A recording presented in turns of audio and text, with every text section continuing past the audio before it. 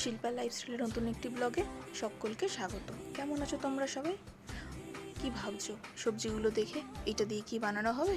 এটা দিয়ে একদম সিম্পলভাবে বানানো হবে একটা ডিমের রেসিপি। চলো দেখে নেওয়া যাক কীভাবে বানানো হয়।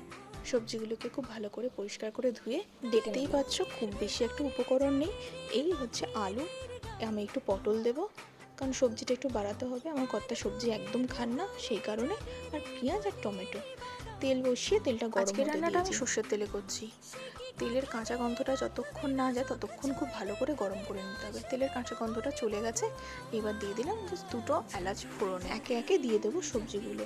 সবার প্রথমে আমি দিয়ে দিয়েছি পটলটা। পটল একটু ভাজতে সময় লাগে, আর পটলটাকে না একটু লাল করে না ভাজলে খেতে একদম ভালো লাগে না। তাই হচ্ছে পটলটাকে আমি সবার আগে দিয়ে দিয়েছি। পটলটাকে একটু হালকা লাল করে ভেজে নেব।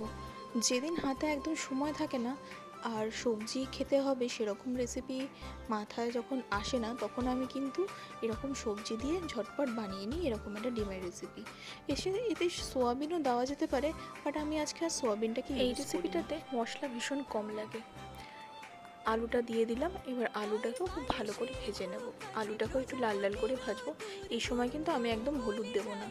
আমার ভিডিওগুলো কেমন লাগে আমাকে কিন্তু অবশ্যই জানিও, কারণ আমি তোমাদের ফিডব্যাকের আশায় থাকি। জানো তো আমার বোন আজকে চলে গেল, হয়তো আবার পুজোর সময় আসবে, দেখা যাক। এবার পেঁয়াজটা দিয়ে দিলাম। পেঁয়াজটাকে হালকা করে ভাজতে ভাজতেই আমি একটা মশলা রেডি করে নেব। অল্প জিরে গুঁড়ো, অল্প একটুখানি কাশ্মীরি লঙ্কা গুঁড়ো, কারণ ঝাল আমরা একদমই খাই না প্রায়, আদা রসুন বাটা, একটুখানি হলুদ গুঁড়ো আর টক দই দিয়ে একটু জল দিয়ে ভালো মতো একটা পেস্ট বানিয়ে নিয়ে দিয়ে দিয়েছি। মশলাটাকে ভালো করে কষাতে থাকবো যতক্ষণ না মশলা থেকে একটা তেল বেরিয়ে আসে। একটু কিন্তু জল দিতে হবে, নয়তো মশলা লেগে যেতে পারে। তাই আমি সামান্য যে বাটিটাতে মশলাটা গুলেছিলাম সেই বাটির থেকেই জলটা দিয়ে একটু জল দিয়ে নিয়েছি, নয়তো একদম দেখো তেল ছাড়তে শুরু করেছে তার আগেই আমি দিয়ে নিয়েছিলাম জলটা। আর কিছু কাঁচা লঙ্কা চিড়ে আমি দিয়ে দিয়েছি। এবার দিয়ে দিলাম টমেটোটা। টমেটোটা এখন না দিলে কিন্তু টমেটোটা একদম গলবে না। এটা কিন্তু হাঁসের ডিম পোলট্রির ডিম দুটো দিয়ে রান্না হচ্ছে। আসলে আমি হাঁসের ডিম খাই না, আমার না হাঁসের ডিমে কেমন একটা গন্ধ লাগে। ও খেতে খুব ভালোবাসে, তাই ওর জন্য হাঁসের ডিম আর আমার জন্য পোলট্রির ডিম। কে কে হাঁসের ডিম খেতে ভালোবাসো আমাকে কমেন্ট করে জানিও তো। নুন হলুদ মাখিয়ে হাঁসের ডিমটা আর মুরগির ডিম দুটোকেই ভালো করে ভেজে নিলাম। নিয়ে এদিকে দেখো ঝোলটা ফুটতে শুরু করেছে। এখনও কিন্তু আলু পুরোপুরি সেদ্ধ হয়নি, আমি দেখে নিয়েছি একবার চেক করে। এই অবস্থাতেই দিয়ে দেবো হচ্ছে ডিমগুলো। আজকে ভেবেছিলাম অন্য কোনো একটা রেসিপি বানাবো, কিন্তু তার পেয়ে গেছে খুব খিদে, তাই জন্য বললো যেটা খুব তাড়াতাড়ি হয়ে যায় সেরকমই কিছু একটা বানিয়ে নাও।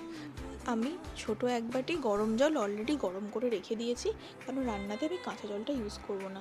কাঁচা জলটা ইউজ হলে অনেক সময় পাঞ্চা ভাব চলে আসে, সেই কারণে জল দিয়ে দিয়েছি। এবার দিয়ে দেবো খুব ভালো মতো ফুটতে। এখনও পর্যন্ত আলু 80% সেদ্ধ হয়ে গেছে, আর খানিকক্ষণ সময় লাগবে। দিয়ে দেবো এবার গরম মশলা গুঁড়ো। গরম মশলা গুঁড়ো না দিলে এইসব রান্নাগুলো খেতে কিন্তু একদমই ভালো লাগে না। গরম মশলা গুঁড়ো দিয়ে আরও খানিকক্ষণ ফুটিয়ে নেব।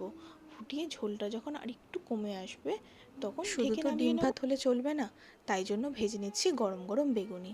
আর সে ভাজা পোড়া খেতে প্রচণ্ড ভালোবাসে। অন্য কিছু ভালো না বাসলেও তার পাঁপড় ভাজা, বেগুন ভাজা, আলু ভাজা হলেও হবে। বেগুনি ভাজতে থাকি। আর তোমরা জানিও তোমাদের আমার ভিডিও কেমন লাগছে, আর তোমরা কে কে বেগুনি খেতে খুব ভালোবাসো।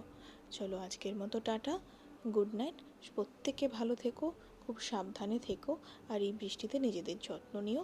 আমাকে সাপোর্ট করো। চ্যানেলটা লাইক কমেন্ট শেয়ার সাবস্ক্রাইব করতে কিন্তু একদম ভুলো না।